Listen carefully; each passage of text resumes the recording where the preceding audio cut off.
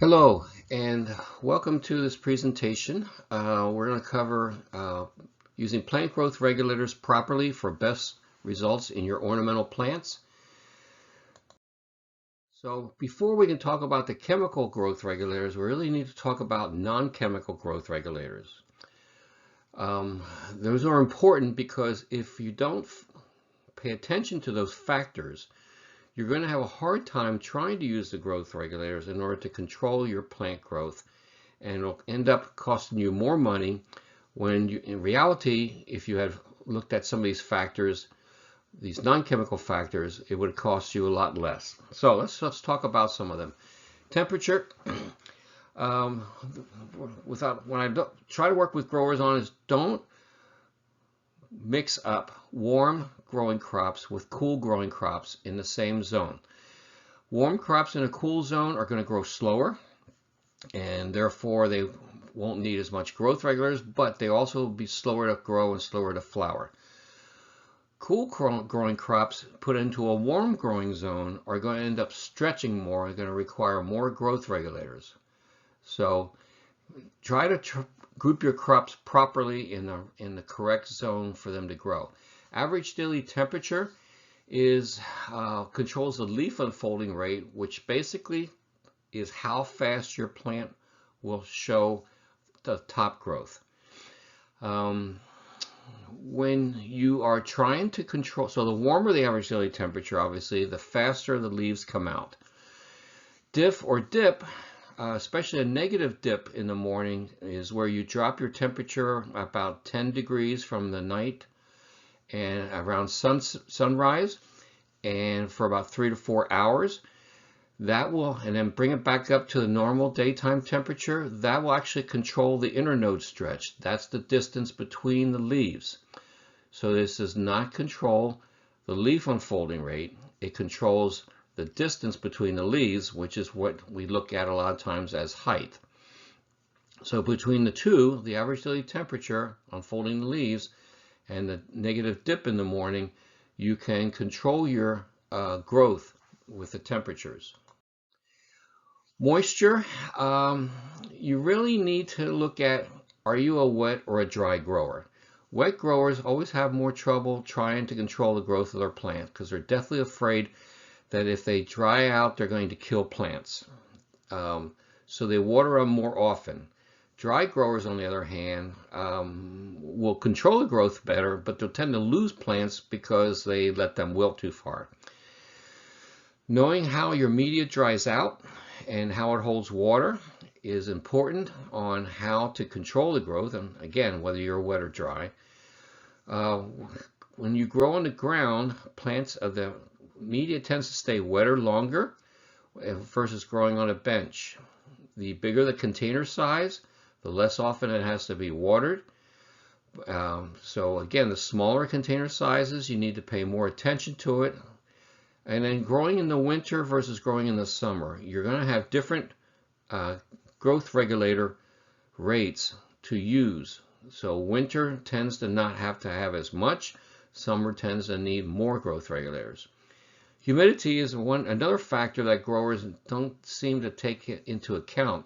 The type of greenhouse that you are growing in definitely affects your growth of your plants. When you're growing in a double poly house, it's going to tend to be more humid, therefore you're going to tend to get more stretch, versus growing in a glass greenhouse with cement floors, where it's going to be more drier and a higher light penetration.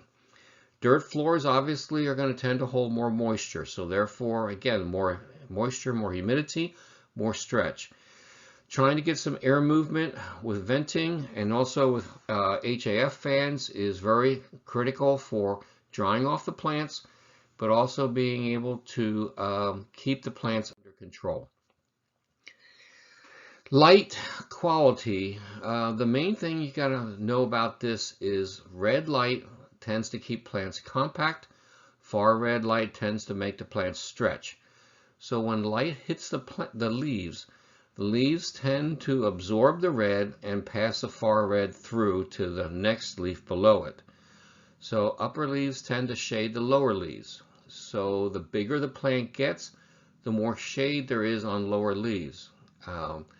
Therefore, it tends to start to stretch. But also spacing, when plants are close together, one plant can start to crowd and influence the light quality that the other plant is getting. Quantity is really intensity by duration, which we now call daily light integral. And that determines the amount of photosynthesis. So the higher the DLI, the more photosynthesis goes on, which is important for being able to have good leaf size, and also it can promote or speed up flowering for many crops. This is going to be an issue when you're growing in the greenhouse with baskets over the top. As the baskets get bigger, they tend not only to shade the plants down below, but they also change the light quality that those plants are going to get. So it's a lower DLI that the plants are getting at the bottom, therefore it's going to slow down their growth, but it also slows down flowering. And the more far red that hits that is also going to tend to make the plants stretch more.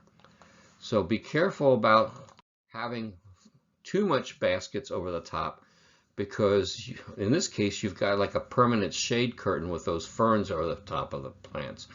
I recommend growers try to hold off putting baskets over top of crops that need that higher DLI for flowering, like gerberas, geraniums, vinca, those kind of crops. I know you're going to have to put baskets up, but try to hold off on some of those crops as long as you can. Your choice of fertilizer can also influence how the plant grows. When you have a fertilizer like 20-10-20, 40% of the total nitrogen is in the ammoniacal and urea form. That is gas to the plant, to the top of the plant. It's going to make the plant grow more. When you have a fertilizer like 13-2-13, about 10 or 11% of the total nitrogen is in the ammonia urea form. So that's going to give you slower growth, more tone growth. So when you are using fertilizers that are higher in ammoniacal and urea, it's going to give you more shoot growth, where it's going to also make you use more growth regulators to control the growth. If you're growing plugs, you've also got to pay attention to how much phosphorus is in that fertilizer. So the more phosphorus, you're going to get more stretch in plug production. So again, using a fertilizer that's got like a 13-2-13 or even a 17-5-17 is better for using in plugs than a 20-10-20. Okay. Let's wrap up the non-chemical controls by talking about some key things that you can do as a grower. Spacing. I know in the spring, growers tend to just find space for wherever they can get it, but when you're growing pot tight, it is going to put more burden on your growth control, because there's no space between those plants, not only for drying out, for drying down the media, but for avoiding that overcrowding where you get that change in light quality that we already talked about. And so as the plants touch each other, it's going to be more critical to control the growth. Pinching is usually going to be necessary on some crops in order to get them to branch better, but trimming is a different scenario. And if you have to trim plants, it's because you didn't do a good job with your chemical growth control. And now you have to cut them back in order to get them back down to an appropriate size, and it's going to cost you at least 2 more weeks before you can have that crop ready to go. Crop time is important. Too much crop time in your schedule, you're always going to have growth control issues you have to deal with.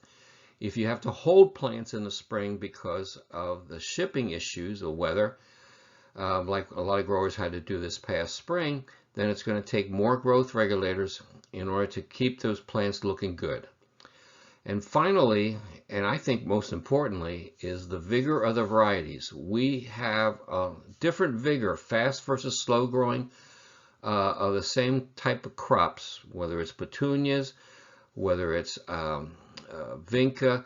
celosia that you have to pay attention to. If you do not recognize and keep track of the slow-growing varieties, you're going to end up overdosing them with the chemical growth regulators, or vice versa, you're going to end up not controlling the fast-growing varieties. So know the vigor, especially when you start to bring in new varieties that you haven't done before. All right, let's talk about the chemical controls. And we have a wide group of what we call growth retardants, which are anti-gibberellic acid. That means that they break up the pathway of gibberellic acid production in the plant. And this would be like B9, Cyclocel, Arest, Bonsai, Sumagic, Top Floor, and then also tank mixes, which we'll talk about here in a few minutes.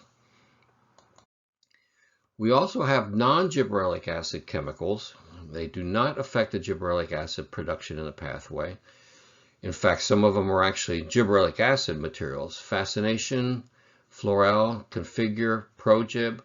Progib and Fascination contain a gibberellic acid to make the plant grow more. Floral and Configure are going to help the plant branch better, as well as maybe delay flowering. How fast these chemicals get into the plant is important for you to know. We have a group that gets into the plant very fast, within 30 minutes. Arest, Bonsai, Sumagic, and Top Floor. That means if you water your plants an hour later after you've sprayed them, you will not wash off the material. If you drench them and you made a mistake with a calculation, there's no way you're going to be able to leach that out. You have another group that's slow absorption by the plant, at least 4 hours wet on the leaf for the majority of the chemical to get in. That's your B9, Cyclocel, and your non-GA chemicals.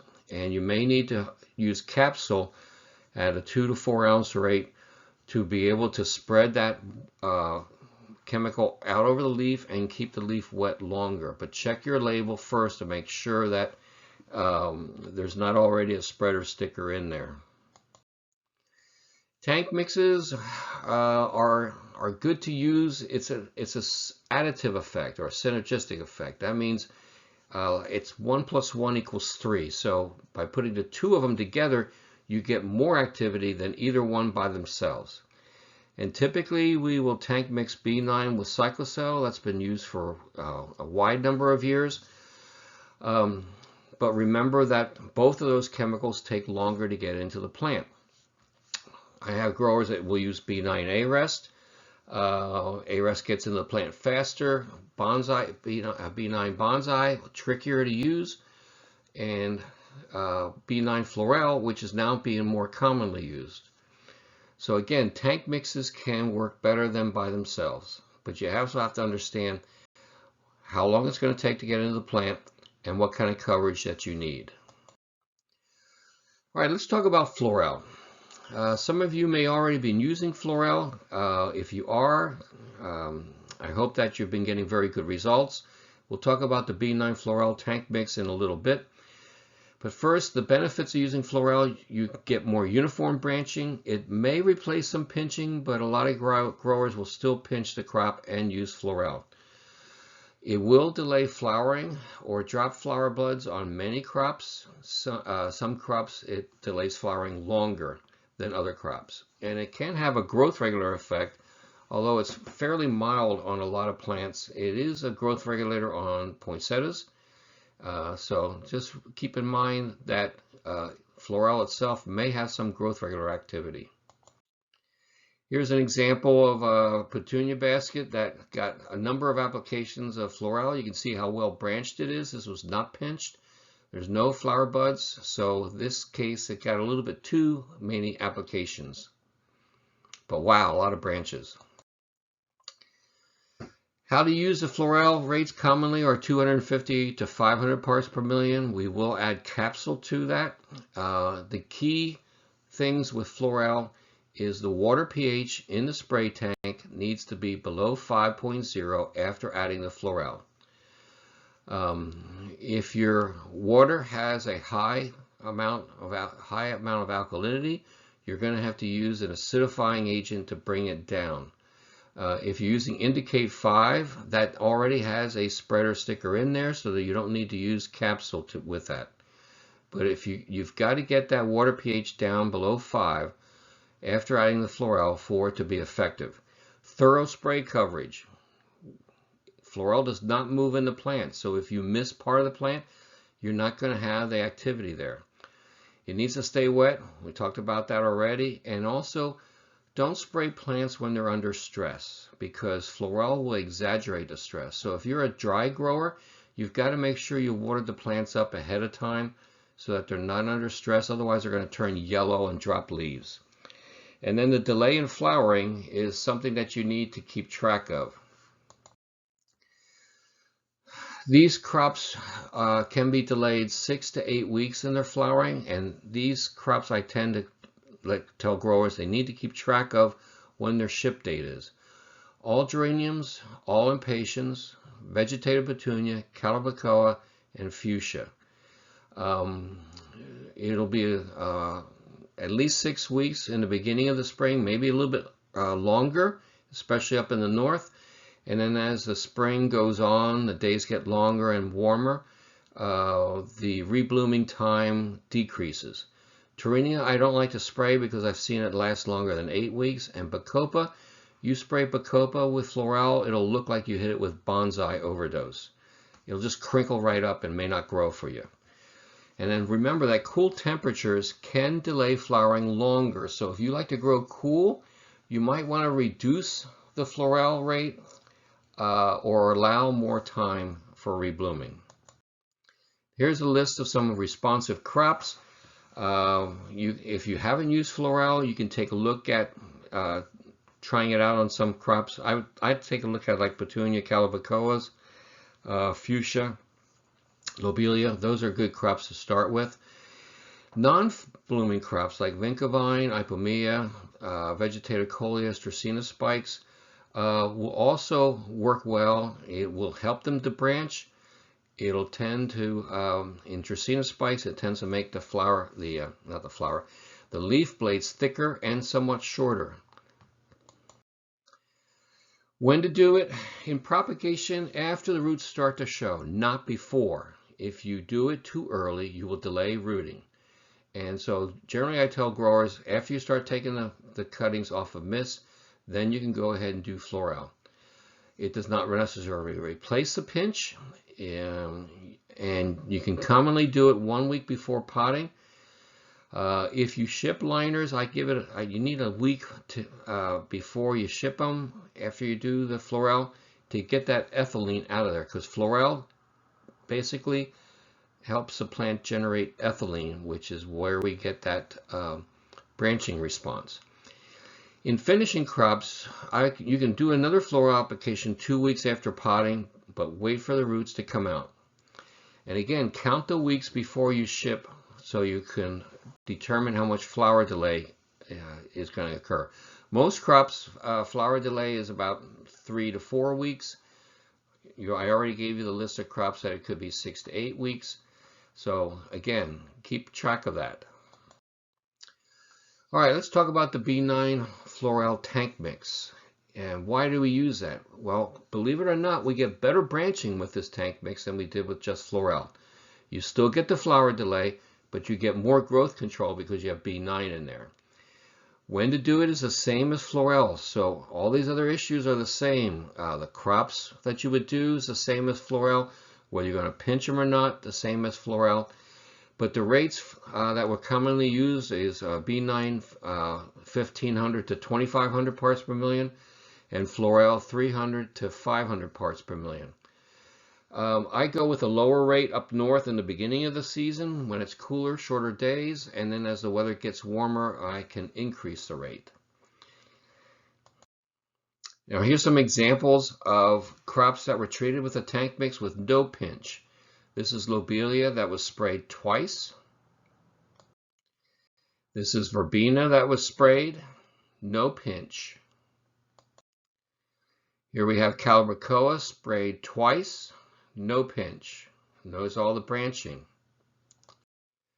And this is what convinced me about the effect of B9 Floral. The branch on the top was sprayed with Floral only, and the branch on the bottom was sprayed with B9 Floral. And notice the more branching with the tank mix.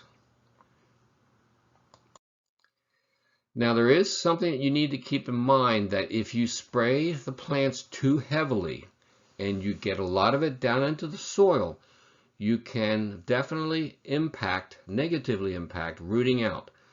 So be careful with how much you get on there. You do not want it to go down in the soil, especially if you're going to transplant liners or you're going to delay the rooting for at least 3 weeks or more. All right, so let's talk about when to apply chemical growth regulators. Obviously, the stage of growth, the bigger the plants get, the more likely we're going to have to apply growth regulators.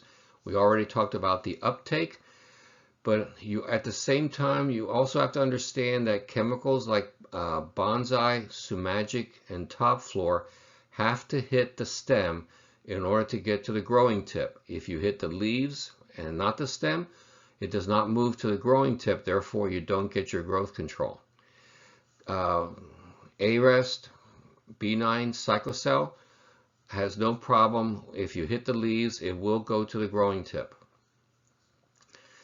The bigger the varieties I already mentioned, and we'll show another picture here later on, but understand who's fast, who's slow, and where they're at in the greenhouse. Weather conditions, obviously, cloudy weather, you tend to get more stretch. Warmer weather, you get more stretch. Spacing, if you don't have space, you're going to have to stay on top of the crops, and then the crop time. Application methods, we're going to touch on each of these. Spray, Scrunch, which is really like halfway between a spray and a drench. That's why we call it Scrunch. And is used in plug production. Liner dipper drench, and then drenches both early and late. So most growers are used to spraying chemical growth regulators on their plants. Evenness of application. Anybody can spray B9. It's very easy to do. But when you start to spray Bonsai or Sumagic, you need to make sure you're paying attention and you can hit the stems. The rates that you use, document the rates. And so you need to keep track of how much B9 you're using, how much tank mix of B9 Cyclocell you use, how much Bonsai you use, and what time of the year you do that. Penetration of the stems, I already talked about that. Overlap or drift. When you're spraying, it's hard to keep from overlapping the crop that's next to it that you might be going to spray, but then you ended up using more spray on that crop without realizing it. Also, crops that are very sensitive to bonsai should not be put next to crops that do want bonsai sprays, or you're going to get some really bad stunting that's going to take a lot of work to get them out of it. That would include begonias, pansies, dusty miller. Those crops should not be next to something like impatiens, petunias that you're going to be applying bonsai sprays to. And then obviously the delay of flowering. So you could, if you're spraying crops that are in bud already, especially with bonsai or even Sumagic, you could end up keeping the flower buds tight and therefore delay the flowering. Again, get the coverage that you need. Make sure that your equipment's working properly for your spray and that your sprayer guys are trained on how to do the spraying. Here's an example of overlap. There used to be another crop to the left of those impatiens, but you can see that it got overlapped, and now all of a sudden you have green areas where you can't really ship out of. And then this is a crop of double impatiens that was sprayed with bonsai when the buds were out, and those buds are going to be delayed opening for at least 7 to 10 days. So you're better off to do a drench at much lower rates, which would not delay those buds opening. All right, if you're a plug grower, you really need to learn how to do these early sprenches of growth regulators on the plugs. And you're going to use Bonsai, Sumagic, A-Rest, or Top Floor for that because they're active in the soil through the roots. B9 is not, and you end up having to wait for some leaves to show on B9. By the time that occurs, you've already got the stretch or the floppiness. You want to apply that Scrunch before the cotyledons, any green leaves, have opened, okay? And it will reduce the stretch and floppiness of the plant. And typically, crops that stretch quickly, like Cosmos, tall zinnias, tall snaps, tall celosia varieties, you can stop that stretch from happening. And crops that get floppy early, like Pansies, Impatiens, Dianthus, again, you prevent the floppiness. So getting that application on before that shows up will keep them crops from getting out of control early. So quick germinating crops like Cosmos, you apply before hooking. Cosmos, a lot of guys will just apply it within 24 hours after they seed it. They don't even see any germination. Just hit it because in 3 days it's up. Crops that you do not cover with coarse vermiculite or with the media, I would wait until you see a little bit of hooking and then go ahead and apply it. If you apply it before you see a bunch of anything coming out of the seeds, you can actually delay germination. But also remember that these early Scrunches will take 3 days to show the effect, so you need to think ahead rather than react. This is the method that most plug growers will use for applying these early growth regulator Scrunches with a backpack. You need to do it evenly. So typically our spray rates are 2 quarts per 100 square feet. When you're doing a Scrunch, it's going to be more like 4 quarts per 100 square feet. So you need to apply more volume, but you don't need to do it as a drench. And you want to make sure you're avoiding any overlap. On Impatiens, that would be the ideal stage to hit that, because in another 3 days, that's going to be up and open. So you want to be able to apply the Scrunch before those cotyledons have opened.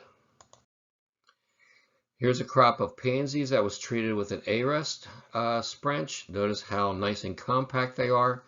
You're not going to have any floppiness. Again, the benefits, you prevent the early stretch and floppiness. You can also cut down the number of growth regulator sprays you have to do afterwards. So for short-term crops like marigolds, you could do 1 application of a Scrunch before they're even coming up all the way, and you may not have to do another application. It does allow you to do early feeding to crops. So typically with things like Impatiens, the growers would really hold back on feed because they knew if they fed it at all, it would stretch. So with that early bonsai in there, you can actually feed them and keep the lower leaves green.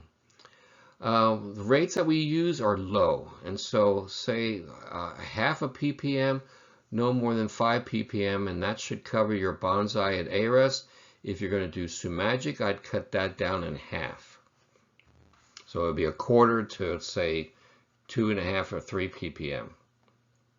Doesn't need to be very much. Again, the technique is critical. It's volume dependent, so get it even, avoid overlap, but here's the key. You need to know the vigor of the varieties. So if you've got different vigor side by side, you need to know who's fast and who's slow. The slow ones, you might skip this. The fast ones, you have to hit it. If you have a lot of humidity in that germination area, it's going to probably take you more rate to use, and maybe do it a little earlier. And if you do overdose it, you can usually feed it out of it. You have time, or you can use fascination to get it out. Here's an example of fast and slow growing variety of celosia next to each other. So again, make sure you know who's fast, who's slow. All right, for vegetative crops that we use cuttings, we can use a liner dip or drench before we transplant them. And again, this will be utilizing something like A-Rest. More likely, you're going to use Bonsai or Sumagic or Top Floor. And we'll use it on the vigorous varieties, either that we go into combos with, or that we end up putting the vigorous varieties alone and say like a 4-inch pot that's going to go pot tight. These are lower rates than our later drenches. All right, so typically for bonsai, liner dips or drenches, half a ppm to 4 ppm, ARS 1 to 7, Sumagic 1/4 to 2. All right, so here's a combo basket. You can see the scavola, you can see the geranium, but guess what? There's actually a third component in there that got totally swallowed up because it's so slower growing than what your fast growing ones were. So what the idea with the liner applications is to hold back the fast ones to give the slower ones a chance to take off. The fast ones will come out in another 2 weeks or so, and the growth will be more controlled. Here's an example on petunias. This was done in Florida, where one liner dip of Sumagic, that was all that was applied to those plants. The control had nothing applied. So you can see with just one liner dip, you can control the growth of that plant all the way through to finish. And then here's the method that growers who were only doing a little bit of liner applications can use, and that's what we call a dip. With a dip, you gotta make sure those liner trays are on the dry side so that they'll take up the moisture all the way through with the chemical. If the liner trays are wet, they're not going to take up the chemical very well. When you're going to do a top-down application, then the liner tray should already be moist so that you can get easy penetration through the whole liner cell. Okay, drenches. Now we're in the finish. Drenches, we're going to use less parts per million, but more volume than a spray. So again, we talked about sprays being 2 quarts per 100 square feet, Scrunches being 4 quarts per 100 square feet. Drenches are going to be about 8 quarts per 100 square feet. So the soil must be moist before you do a top-down drench. If you're going to do a bottom-up drench through sub-irrigation or a cap mat, the pots need to be a little bit on the drier side. If you're using pine bark in your media, it's going to tie up some of the chemical, so you're probably going to need to increase the published rates about 50%. The key thing with doing these top-down drenches in finished production is if you have more than one grower doing it, you need to standardize the method that you're using because it's volume dependent. You need to get through the whole container. So one grower might go faster than the other grower. He's going to get less control. And understand again, it takes 3 days to show the effects. And think ahead. We break out these drenches in finish to what we call early drenches versus the late drenches. Early drenches, we're going to use even lower rates than the final drench, and it's really designed to slow the growth down anytime before the final size. I tell growers it's like tapping the brake on a fully loaded semi that's just about to go down the hill. You don't want to stop it, you just want to slow it and keep it under control. So knowing when to do that is key. You can replace the sprays with better control. Again, you don't get this overlapping drift. You don't get any worry about trying to hit the bonsai or Sumagic to the stems. You can repeat it if it's needed. It does not affect the flowering. But you need to get it through the whole container. I can't emphasize this enough. And so these bigger containers, especially like hanging baskets, you need to pulse it. So you apply it through your drip. Wait for it to start to run out a little bit, you stop, come back about an hour or 2 hours later and do it again. That way you get not only the downward movement from gravity, you get the lateral movement that you need to get to the rest of the roots in that whole pot. Here's a purple wave petunia growing pot tight. Notice that it's just looking like it's going to start to branch out. You better hit that one and slow it down, because what's going to happen, if that looked like that on Friday, by Monday, this is what it looks like. And so again, you have to anticipate and get your early drenches on to slow down that growth. Not to stop it. You don't want to stop it for 2 to 3 weeks. It's not a late drench, this is an early drench. Late drenches we apply when they're about saleable size and starting to flower. And we use rates to stop the growth for 2 to 3 weeks, and then they should grow out. That's what we use for flats and for 4-inch pots that are going to be transplanted into containers by the customer or into the ground. I like to tell growers when they're growing hanging baskets or large containers that are not going to get transplanted, they can increase that rate to stop it for longer than 2 to 3 weeks if it's already flowering well and it's at the saleable size. Because if it takes 4 weeks, 5 weeks for it to grow out, it's fine for the customer because it'll look great. Again, you need to get it through the whole container.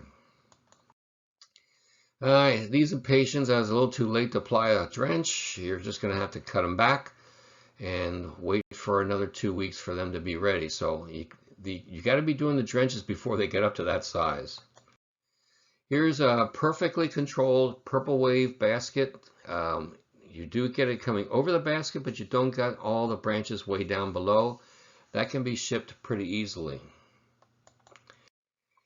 Here's an example of Calibrachoa that was grown in Florida. The plant on the left had no growth regulator, so it starts to get stringy looking, and this is what happens with Calibrachoa baskets when the consumers have them in, like they look like that in August, stringy looking. Plant on the right, one bonsai drench at 8 ppm done early on, and you can see that it's still controlled well, and it looks like it has a lot more flowers. That's what the consumer wants. So again, you can go to higher rates with that late drench on baskets if they're looking good, and hold it like that for the consumer. Vigorous varieties of poinsettias, plant on the left, no growth control. You see big bracts, and then plants in the middle and to the right had different growth regulator rates, so you can control it. But you also reduce the bract size some, which is okay because you still got plenty of color, and those bracts will not bruise as easily when you ship. All right, so you poinsettia growers out there, and I figure there must be some, recognize this growing point is on the poinsettia is actively growing. So when you're looking at your poinsettia crop and you see a lot of the plants showing this kind of appearance, you know you better start looking at getting a growth regulator application on there, or it's going to take off, especially if the weather warms up on you. These plants are controlled. You see how the whorl of the leaves is almost covering up the growing tip? It looks tighter like that. So when it looks like that, it's still under control. You don't need to put another growth regulator on it. So again, watch the crop. There's a lot of crops that can show you that it's still being controlled. Don't overdo it, but also recognize when it's starting to come out of the growth regulator that you may need to get back in there and then keep track of your weather conditions and your spacing to say, okay, how quickly do I need to get back in there to do it again, rather than letting it get away from you and then next week you say, oh my gosh, I should have put it on. All right, if you're growing poinsettias, you really should be using graphical tracking. If you're not using graphical tracking, you're just eyeballing it, you're measuring it, and yeah, well, you're measuring it, but you're not really tracking it. Say, well, it looks like it's doing okay, but there's an active growth phase in poinsettias that you have to also be aware of, and that active growth phase can really take off if your October is warmer than normal. So this is Freedom. These were grown in Florida. Freedom is considered a medium vigor variety, and so here is where we're doing the early drench, which we call a micro drench. 0.1 ppm of Paxil or bonsai in the beginning of October to get it back into the graph, and you can see how it does react. So these micro drenches on poinsettias can replace sprays. So generally on poinsettias, the tank mix of B9 plus cyclocel has to be stopped by initiation date, which is back in September. And then the cyclocel sprays need to be stopped in early October for northern growers, or you're going to start to delay bracts. And so really we don't have good chemical controls to use in the month of October. That's where these micro drenches of bonsai have played a big role. 0.1 part per million, not 1 part per million. 1 part per million would be considered the late drench, and for many growers of Freedom in the north, you're not using 1 part per million. You might be using a half. So again, for doing the late drench on poinsettias, you'd be looking at 2 fully expanded bracts and within 1 inch of your desired finished spec. That's when you could do the late drench.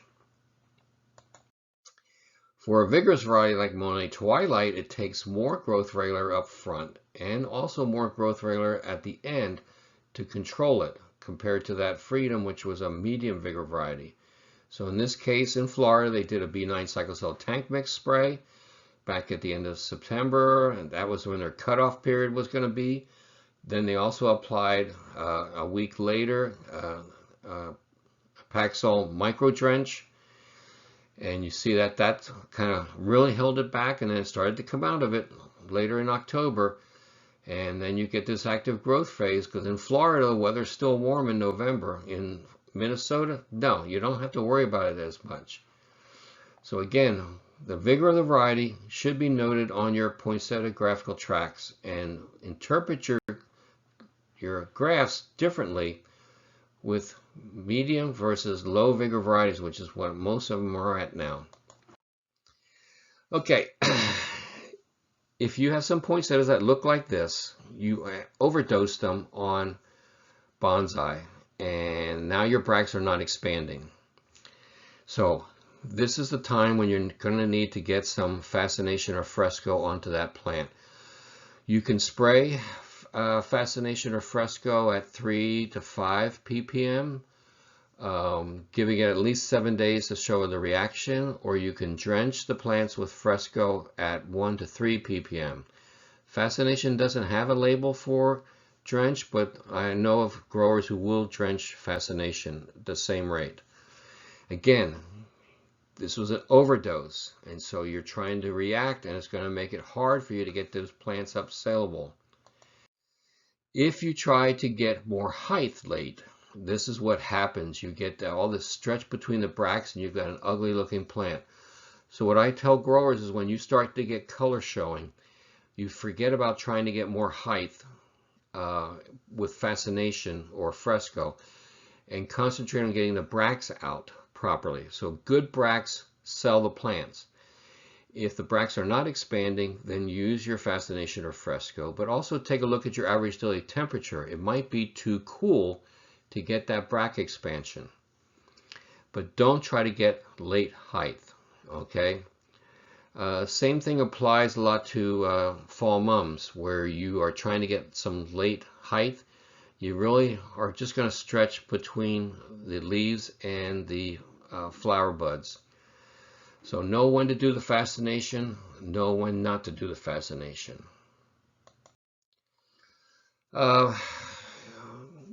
Plugs, liners, finished bedding, pot crops, combos, we talked about some of that. But if you have questions about particular crops, go ahead and drop me an email with maybe pictures, or at least let me know what you've tried on it, and I'll give you some suggestions to work with. But really, a lot of this is doing your own trials and taking good notes. The overdose, I mentioned already about the Fascination and Fresco. Don't consider this to be part of your routine growing program. Okay? If you're having to use a lot of Fascination or Fresco to get plants to grow more, you are doing something wrong. And that usually goes back to how you're applying the growth regulators and which ones you're applying. Or you're growing your crops too cool, or you've got too short of a crop time. So keep in mind, these are rescue treatments. This is not standard operating procedure. And then also, make sure that your plants are growing out of that late drench. So if you're doing the drench a week before you ship plants, you may see, yeah, they're controlling it, but you don't know if they're growing out for your customer. So hold a few plants back. Make sure they're growing out, especially if it's flats and 4-inch pots. They're growing out in that 2 to 3 week period that you've allocated. Otherwise, you're going to get some nasty complaints coming back, especially from landscapers, that the plants are not growing out because they've had too much growth regular in that drench. So again, do your trials, keep good notes, and then if you have any further questions, I don't charge for phone calls or emails. Feel free to send me your information, your questions, and I'll be happy to get back to you. I hope everybody got something out of this presentation, and that next spring goes better, at least early on, for everybody. I know a lot of guys ended up with a very good spring, and hopefully we don't have to deal with this pandemic by that time. So thank you guys for your attention, and good luck with whatever crops you're growing.